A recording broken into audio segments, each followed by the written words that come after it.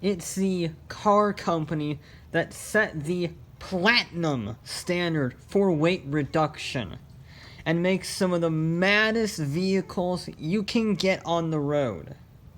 Ariel.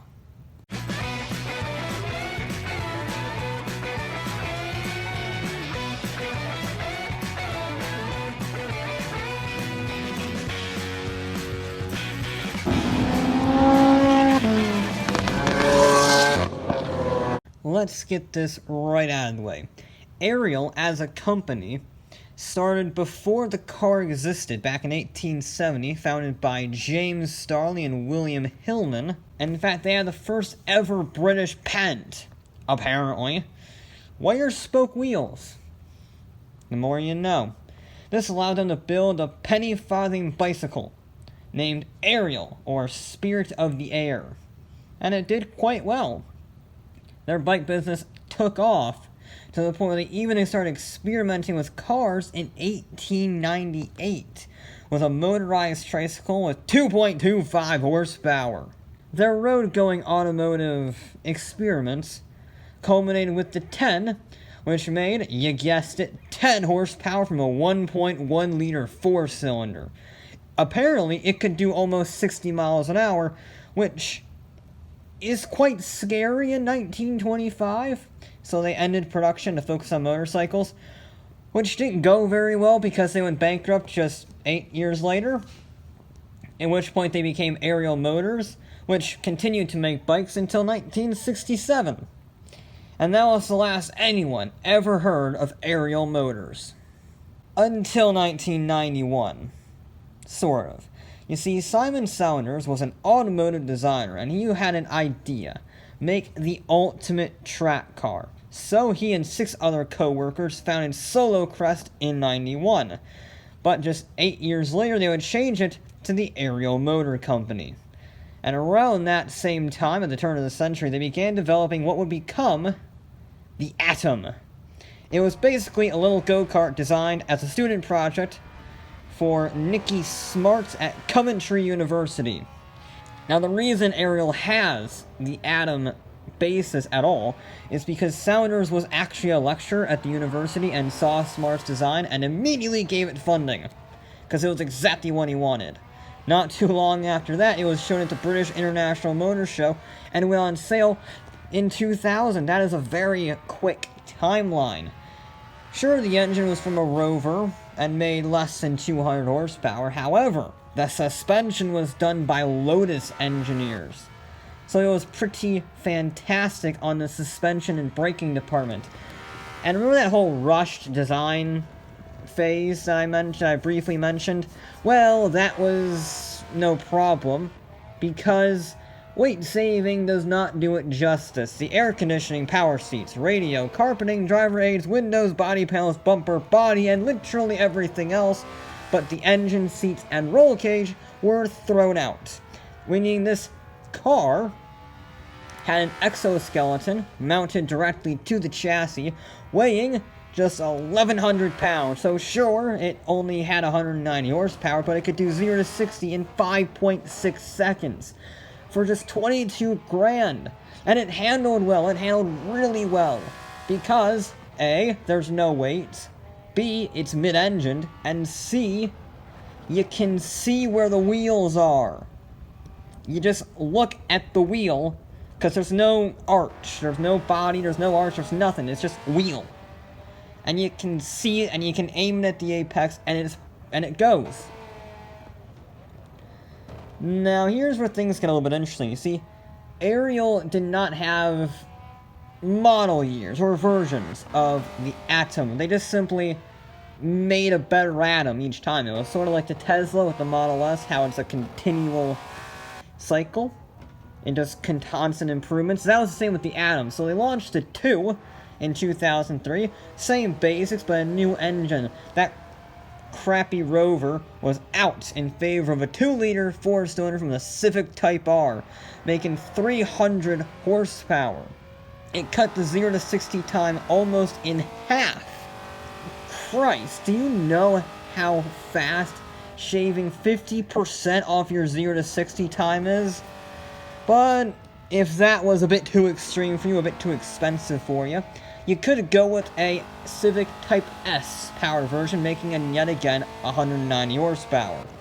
But the biggest change had nothing to do with the car, but rather where it was sold, because the Atom 2 had its first delivery here in the US under a partnership with GM and TMI Autotech. It wasn't powered by a Civic engine because we couldn't have the Type R, so we didn't meet regulations. But we could get a similarly powerful Chevy Ecotec engine from the Cobalt SS. So, still turbocharged, still 4-cylinder, not bad engine. Which brings us to the Atom 3. Launched in 2007.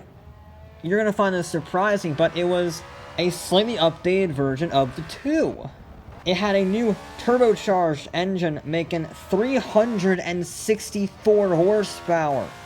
And sure, it's a bit heavier, a measly 1,300 pounds. It had a power-weight ratio of 3.84 pounds per horsepower. That is better than a Veyron, with, 4 times less power? In fact, the US got a special edition just for us, which is weird. Yeah, we got that apparently. It was called the S.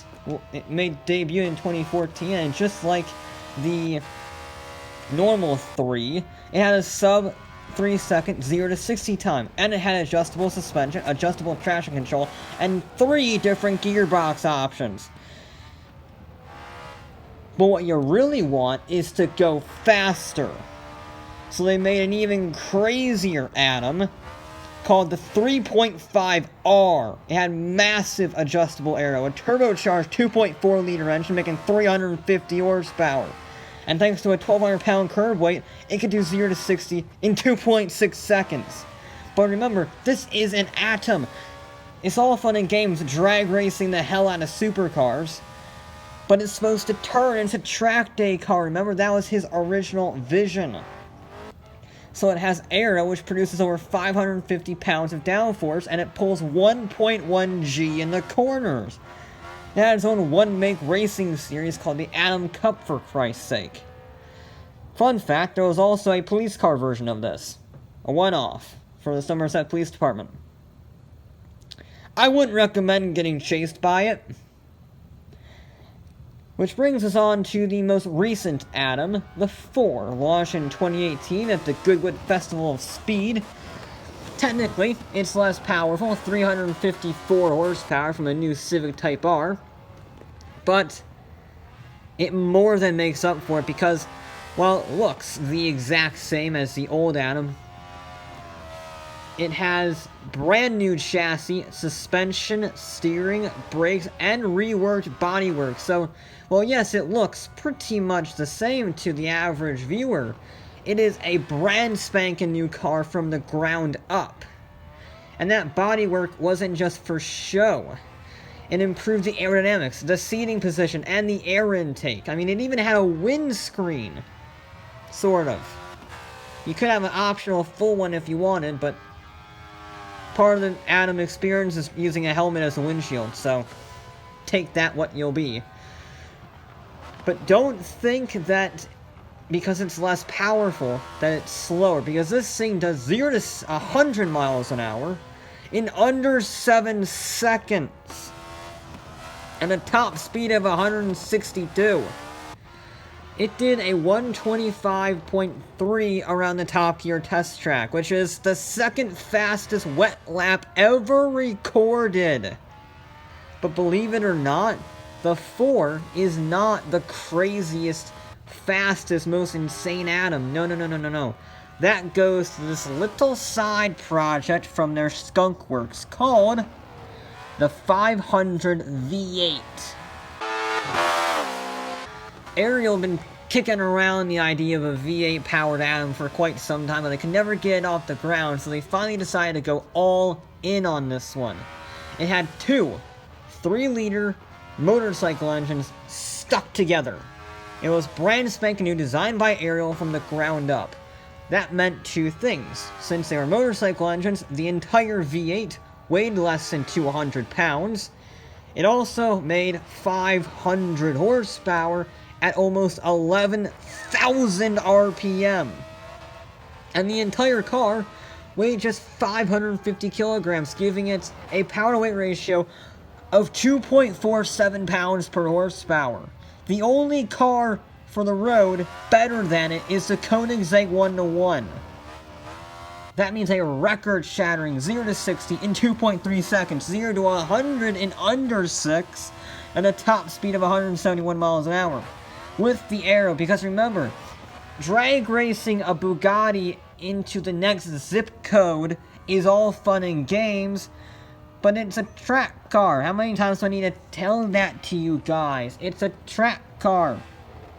Around Top Gear, it's at a 1 minute 15.1, a record that stood for 2 years until it was beaten by the Pagani Huayra.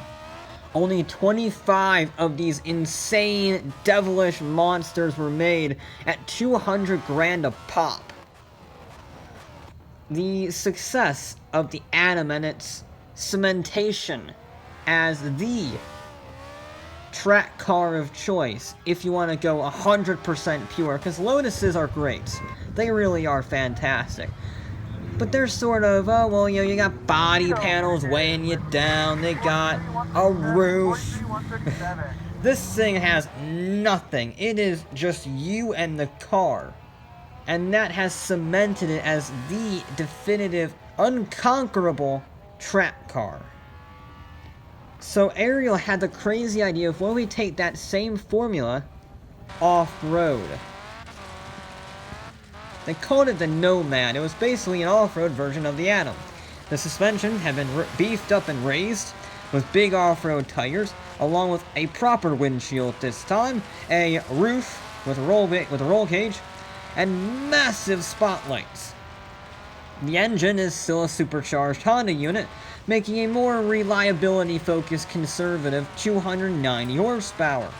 But even with the less power and the windshield and the spotlights and the roll cage, it still weighs less than 2,000 pounds because it's basically just an off-road go-kart. So it does 0 to 60 in 3.4 seconds anywhere. There's even an optional tactical version, which gets you a winch, a spare wheel, and other extras for hardcore off-roading if you so desire. And that's just the tip of the iceberg for Ariel. They once again started motorcycle production in 2015 with the Ace. It was powered by a 173 horsepower Honda engine, because what else would it be? And they also started work on a new Hypercar project, or High Performance Carbon Reduction.